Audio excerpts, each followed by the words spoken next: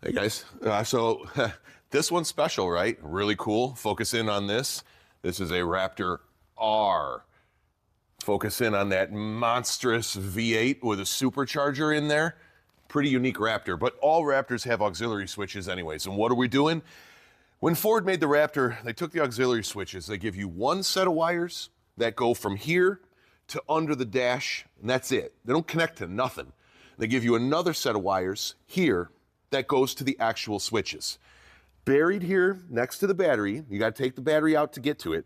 There's two harnesses. One's wrapped in blue tape. That is dead. It's a wire that goes from here to the inside, and it doesn't do anything else. It's useful if you have a radio or something inside that you want to use your aux switches to power, so you can connect inside and then connect the pass-through wire to the actual aux wire here. I don't do that much. Most of our stuff connects underneath the hood. So what we do is we go after the red harness right here and we actually extend it. I'm going to put a good 14 gauge GLX wire on here. We're going to extend each one.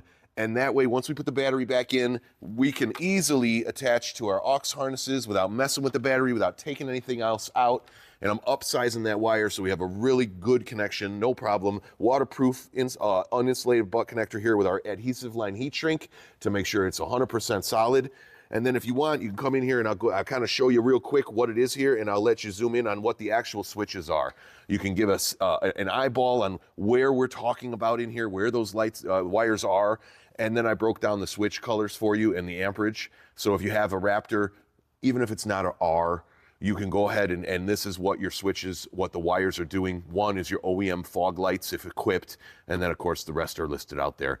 So as you can see here, we only have 5 wires because number one is equipping the OEM fog lights on this Raptor.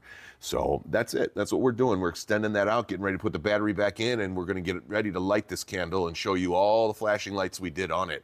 So, but step one, we do this just to make life easier for the owner, for anybody else upfitting, and also for us. And this way the battery only comes out one time. You don't need to keep taking it out over and over. So that's what I'm working on right now. Awesome. Hey guys, here's a little after effect. Of course, yeah, we got our DRL flash in here with our auto flasher kit, but I just want to show you what it looks like after we're all done putting it together.